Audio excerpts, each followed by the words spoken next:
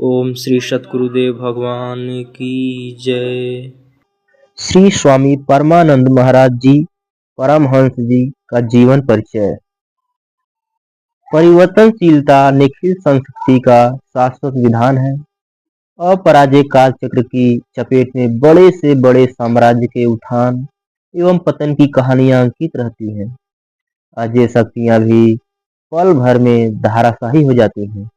भौतिक वैभव की विशाल अट्टालिकाएं न जाने कहां अंतराल में विलीन हो जाती हैं, परंतु देश काल परिस्थितियों की सीमा से उपराम जीवनोन्मुख व्यक्तित्व एवं कृतित्व युग युगांतर तक विश्व वाटिका को सुरभित जीवन पुष्प से सुवासित करता रहेगा।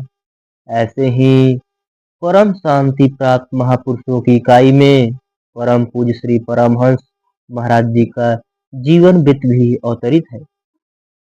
आपका जन्म गोरखपुर के अंचल में, जो इस समय दो भाग में विभक्त है, वर्तमान देवरिया जिले के रामकोला नामक ग्राम में सन 1911 ईस्वी में हुआ था। आपका सस्नेह लालन पालन करने वाली माता फुलमानी देवी और पिता श्री जगरूप शर्मा जी हुए। प्रायः जन्म से ही महापुरुषों की अलौकिकता का दिग्दर्शन होने लगता है। रमल शास्त्रियों ने शिशु रूप में श्री परमहंस महाराज जी को भी देखकर उनके दिव्य भावी जीवन का संकेत करते हुए उनकी मां से पूछा कि यह असाधारण बालक तुम कैसे पा गई? यह तो तुम्हारे योग्य नहीं है। पहले तो मातृ हृदय भावी अनिष्ट की कल्पना से कांप उठा, परंतु ज्योति के यह कहने पर कि यह या तो राजा होगा या योगी, मातृ हृदय आश्वस्त होकर पुनः शिशु स्नेह में प्रवृत्त हो गया। नमक में चुताकर मां शिशु को घर के भीतर ले आई कि कहीं नजर न लग जाए। बाल्य जीवन की विलक्षण घटना। जब आपकी अवस्था लगभग 6 मास की थी, लोक दृष्टि में उस बाल्यावस्था में ही एक कालवत हृदय विदारक घटना घटित हुई। अचानक एक दिन आपके पलंग के ऊपर एक भयानक सर्प चढ़ गया और देखते ही देखते शरीर पर कुंडली मारकर बैठ गया। व्यक्तियों के द्वारा उस विषधर को हटाने का भरसक प्रयास किया गया। अंत में एक रज्जू में मेढक बांधकर उसकी ओर सर्प को आकर्षित करने का यत्न किया गया। मेढक को देखकर बछड़ की लालसा से सर्प ज्यों ही हटा कि मां के हृदय का वात्सल्य उमड़ पड़ा। दौड़कर मां अपने शिशु को पुचकारने लगी। शालेय शिक्षा। 5 वर्ष की अवस्था में आपकी शिक्षा प्रारंभ हुई, परंतु पढ़ने लिखने में आपका मन नहीं लगता था। पाठशाला में प्रवेश हुए अभी 3 दिन ही हुए थे कि पंडित जी ने किसी अपराध के परिणाम स्वरूप स्केल उठाई और हथेली पर 3 रेखाएं उकेल दी। लड़का मचल गया, रुलाई बंद ही न हो। पुत्र स्नेहवश मां का हृदय करुणा से भर गया, जिसके फलस्वरूप बालक पुनः पाठशाला न जा सका। इसके उपरांत अध्ययन की श्रृंखला सदा के लिए टूट गई। एक घटना आज भी स्मरणीय है कि एक बार चित्रकूट में हस्ताक्षर की आवश्यकता पड़ने पर आपको 4 दिन अभ्यास करना पड़ा था। यह थी आध्यात्मिक अध्यापक के पार्थिव अध्ययन की सीमा। व्यायाम की प्रेरणा। जिस क्षेत्र में आपका जन्म हुआ था वह पहलवानों के मल्ल प्रदर्शन का केंद्र था, इसलिए 5 वर्ष की अवस्था में ही पहलवानों के दांव पेच देखकर आपका झुकाव शारीरिक व्यायाम व पहलवानी की ओर हो गया। पहलवानी में रुचि देखकर मां आपके बड़े भाई सदैव दूध की व्यवस्था रखते थे। पहलवानी का क्रम चल निकला। नियमित व्यायाम करके शरीर को हिष्ट पुष्ट बनाने में आप विशेष ध्यान देने लगे।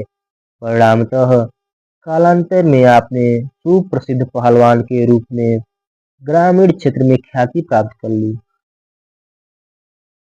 परिणय सूत्र। बहू के लिए ललायत मां ने पीछे पड़कर आपका विवाह भी करा दिया। विवाह हो तो गया, किंतु पहलवान को अपना शरीर इतना प्रिय होता है कि उससे बढ़कर कुछ भी अच्छा नहीं लगता। पत्नी से कोई प्रयोजन नहीं था। कुछ दिन तो ऐसे ही चला, किंतु माँ के प्रयत्नों के फलस्वरूप क्रमशः 4 संतानें हुई, जो दीर्घजीवी हैं और आज भी हैं। आकाशवाणी एवं संत मिलन।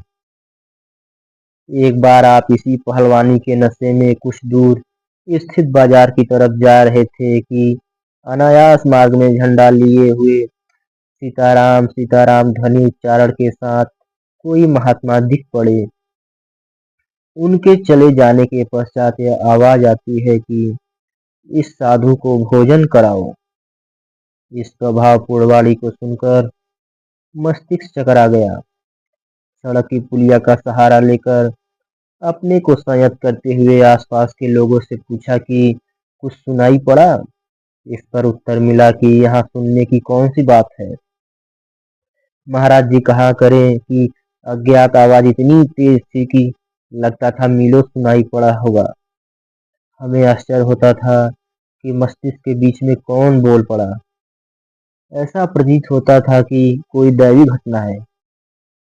कुछ भी हो, महात्मा को भोजन कराना ही चाहिए। ऐसा सोचकर उनको खोजना प्रारंभ कर दिया। दिन भर खोजने के उपरांत भी जब महात्मा न मिले, तब आप निराश होकर घर लौटने लगे। इसी बीच अकस्मात पथ में आते हुए उनकी महामूर्ति के दर्शन हुए। आतुरता पूर्वक प्रणाम करके उनसे आपने पूछा कि महाराज जी, सीताराम सीताराम का ही उच्चारण करते रहेंगे या कुछ खाएंगे भी। तब महात्मा ने पूछा, क्या खिलाओगे? संयोग की बात, आपके पास केवल 3 पैसे थे, जो तत्कालीन भोजन सामग्री के लिए पर्याप्त थे। बाल्योचित स्वभाव के कारण इसी सीमित धनराशि से आपने सोचा कि घर के लिए सामान भी ले लिया जाए और महात्मा को भोजन भी करा दिया जाए। इसी धारणा से अपने विनम्रता पूर्वक सत्तू ग्रहण करने का आग्रह किया। महात्मा बिगड़ खड़े हुए। सत्तू भी कोई भोजन है? पुनः उसी वेग से एक तरफ जाने लगे। आप दौड़कर पुनः चरणों में प्रणत हुए बोले, बाल स्वभाव ऐसी वाणी निकल गई, आपकी जो रुचि हो पाए।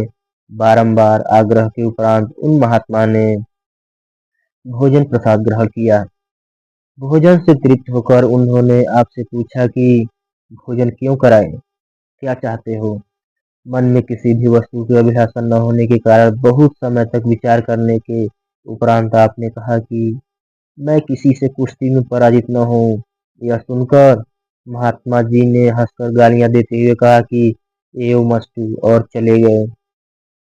महापुरुष की दृष्टि में वीर नाम की कोई वस्तु है ही नहीं। प्रकृति के सामान्य बंधन को जीतने के अभिमान से ही संस्कार साधक के मानस पर पड़ जाते हैं। इसीलिए महाबली काल से भी अपराजय होने का आशीर्वाद देकर वे चले गए। अब आपको ऐसा प्रतीत होने लगा कि आशीर्वाद साथ ही साथ चल रहा है, जबकि अभी दृष्टि सांसारिक ही थी। उनके चले जाने पर पता चला कि वे महात्मा 7 दिन से निराहार थे। उनका प्रण था कि यदि भगवान खिलाएंगे तभी भोजन करेंगे। प्राय लोग सोचते हैं कि किसी को वो खिलाते हैं, किंतु यह भ्रम है। पुण्यात्माओं को प्रेरित कर भगवान अपने भक्तों को खिलाते हैं। जो खिलाता है वो अभी संत आत्मा है।